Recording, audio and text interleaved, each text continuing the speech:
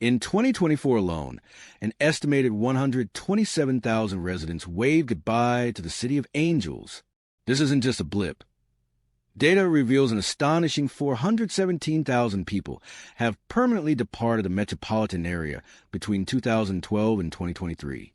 Los Angeles, the undisputed heart of the entertainment industry, the place where every street corner promises a shot at the California dream, has always been a global magnet for fame, fortune, and endless sun. But in a seismic shift, Angelinos are now fleeing their iconic city at a record pace. The question isn't if they're leaving, but why. Is the City of Angels collapsing under its own weight? Number 8. The tent cities. Growing homelessness reaches a breaking point. The most visible, heart-wrenching sign of Los Angeles' decline is the sheer, overwhelming presence of homelessness. Once confined to notorious Skid Row, encampments have metastasized, now lining pedestrian sidewalks, freeway underpasses, and even beachfront bike paths in Venice.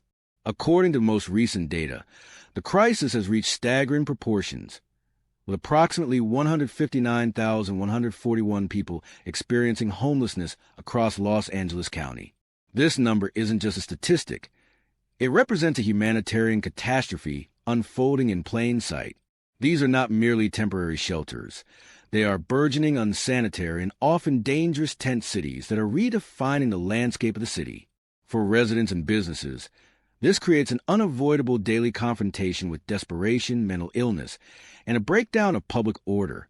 The lack of clean facilities leads to serious public health issues, including the resurgence of diseases once thought eradicated. Furthermore, the presence of these extensive encampments dramatically impacts public safety, often becoming flashpoints for petty crime and drug use. The sheer scale of the crisis overwhelms existing infrastructure and social services, creating a widespread sense of powerlessness and decay. The feeling for many Angelinos is that the city they pay exorbitant taxes to support is simply unable or unwilling to manage this foundational human need, leading many to conclude that a safe, predictable urban life is no longer possible here. The visual reality of destitution right next to unprecedented wealth provides a jarring daily contrast that ultimately pushes the middle class high. Number 7. The $3,000 one-bedroom. Housing horror stories. While homelessness dominates the headlines, the parallel housing crisis affects virtually every working and middle-class resident. For many, the cost of simply having a roof over their heads has become an existential threat. Consider the story of Olivia, a single mother of 2 who works as a dedicated medical assistant in the San Fernando Valley. Despite earning an above-minimum wage salary, she found herself trapped in an impossible spiral. After her rent for a small 2-bedroom apartment was raised for the 3rd time in 4 years, reaching a staggering $3,000 per month, over 60% of her take-home pay was consumed by housing alone. This left her with barely enough for groceries, childcare, and basic utilities. Olivia's predicament illustrates the crushing weight of the Los Angeles housing market. Median rents are consistently among the highest in the nation, driven by restrictive zoning, slow construction, and insatiable demand from the ultra-wealthy. The narrative of paying to live the dream has soured into paying to survive. The lack of affordable housing forces immense commutes, as families are pushed further and further out to the distant suburbs of the Inland Empire, only to spend hours in traffic, a topic we will cover shortly. For single mothers like Olivia, the choice is clear. Remain in an economic trap that offers no future for her children, or leave the city she loves to find financial stability elsewhere. The reality is that for essential workers, the city is no longer affordable, leading to profound erosion of the necessary workforce that keeps Los Angeles run. Number 6. Crime wave. Is LA still safe? For years, Los Angeles enjoyed a reputation for generally manageable big city crime rates, but that perception has dramatically shifted in the 2020s. The city is grappling with a perceptible crime wave that leaves many residents feeling increasingly vulnerable and on edge. While major data points like homicides have fluctuated, the most impactful crimes on daily life, such as property theft, organized retail crime, and robberies, have surged. Videos of smash-and-grab robberies, where organized gangs brazenly loot luxury stores in broad daylight, have gone viral, showcasing an apparent lack of deterrence. More critically, The increase in daytime street robberies and car break-ins in areas once considered safe, like affluent West Side neighborhoods, shatters the illusion of security. The phenomenon of follow-home robberies, where criminals track victims from high-end locations to their residences, is particularly chilling and underscores a sophisticated level of criminality. Residents observe that the basic social contract of public safety is eroding. They feel their police are overburdened and their elected officials are focused on other priorities. This persistent feeling of insecurity, especially coupled with the other financial burdens, is a primary driver for families and seniors deciding that Los Angeles is simply no longer worth the risk. Number 5. The tax man cometh. Why high earners fled first. While the working class is fleeing due to affordability, the high earners are fleeing due to California's aggressive tax structure. The state boasts the highest marginal income tax rate in the nation, topping out at a punishing 13.3% for the highest brackets. When combined with local sales taxes and property tax rates, the effective tax burden can feel suffocating, particularly for entrepreneurs and high-net-worth individuals. For years, the trade-off was worth it. The unparalleled lifestyle, the climate, and the access to the massive opportunities of Hollywood and Silicon Beach. However, as the quality of life declines, with visible homelessness, rising crime, and perpetual traffic, the value proposition collapses. Why pay a premium tax rate to live in a city that is visibly deteriorating? This calculation has driven a significant exodus of wealth. Tech entrepreneurs, entertainment executives, and doctors are choosing to relocate their businesses and residences to states like Texas, Florida, and Nevada, which offer zero state income tax and a comparable business environment. This departure has a cascading negative effect. It starves the state and city of crucial tax revenue, making it harder to fund necessary social services and infrastructure repairs. The irony is stark. The aggressive tax policy intended to fund a robust social safety net is, instead, driving away the very people who generate the majority of that revenue, thus exacerbating the crises it was meant to solve. Number 4. The Great Wealth Divide, Billionaires versus the Working Class. Los Angeles has become a textbook case of an extreme wealth divide, creating a social and economic tension that is pushing out the middle. On one side, mega mansions to hills of Bel Air and Brentwood, often protected by high gates and private security. The city is a playground for billionaires who treat $5 million as a starter home. On the other side, the vast majority of the city's essential workers, teachers, nurses, restaurant staff, and utility workers, are struggling to make ends meet, living 2 or 3 families to a cramped apartment unit an hour away from their jobs. This isn't just an observation. It's a cultural chasm.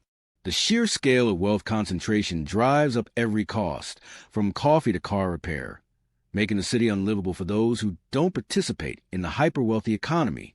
The working class feels like they're serving a party they are not invited to, a party they can no longer afford to live near.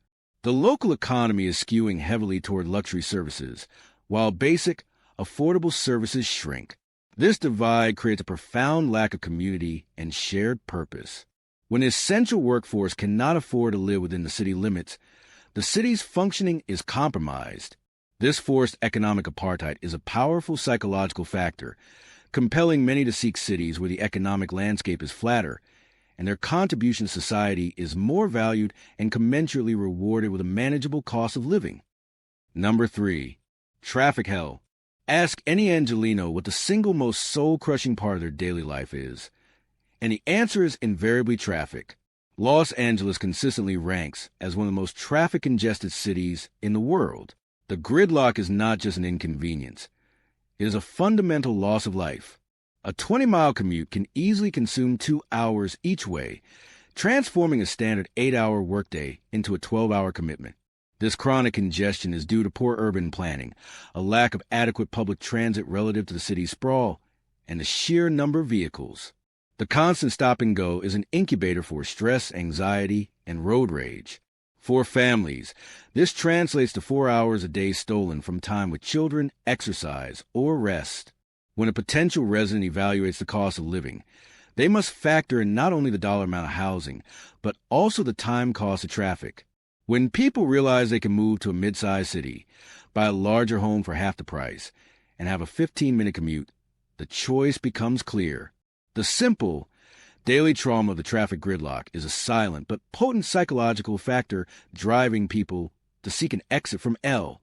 A. Number 2. Natural disaster roulette.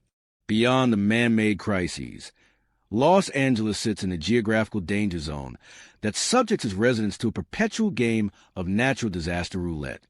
The primary fears are the annual wildfire season and the ever-present threat of a major earthquake or the big one.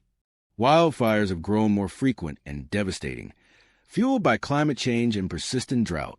Homes, often in multimillion-dollar communities, are routinely wiped out, leading to skyrocketing insurance premiums across the entire region. Even for those not directly affected, the constant smoke, air quality alerts, and mandatory evacuations are recurring trauma that disrupts daily life for months every year. Adding to this is the threat of water. Ironically, extreme weather also brings massive, destructive winter storms, causing mudslides that wipe out hillside homes and flash floods that cripple infrastructure. The coastal areas face the long-term threat of sea level rise. Living in LA means living with this environmental anxiety. Insurance companies are pulling out of the state or dramatically raising rates, making homeownership in high-risk areas prohibitively expensive. This constant battle against nature's wrath, coupled with a high cost of mitigating it, is a huge disincentive. For a family weighing the pros and cons, the environmental instability is a significant, costly, and terrifying reason to move inland or out-of-state alto get. Number 1. The political gridlock. Why solutions aren't working. The underlying reason these crises seem insurmountable is a pervasive political gridlock within Los Angeles' complex governing structure. The city and county governments are often at odds, and the sheer number of overlapping jurisdictions, from city councils and county supervisors to various independent agencies, makes coordinated action frustratingly slow and ineffective. For instance, the public widely agrees that homelessness is a top issue, yet the various government bodies struggle to agree on a cohesive, large-scale solution for everything from funding to zoning. Ballot measures designed to solve the problem, often involving massive tax increases, frequently fail to deliver noticeable results due to bureaucratic red tape, inflated construction costs, and localized not-in-my-backyard, NIMBY, opposition. This political environment creates a deep sense of cynicism among the populace. Residents feel they are paying more and more for less and less. Higher taxes for worsening roads, more funding for police that results in higher crime rates, and huge levies for homeless services that only seem to fund more bureaucracy. This feeling of being overgoverned yet underserved is the final straw for many. When the government structure itself appears incapable of solving fundamental urban problems, people lose faith in the city's future and decide to invest their futures and their taxes elsewhere. The result is an escalating outflow of residents and businesses, transforming what was once the golden land of opportunity into the land of increasing disillusionment.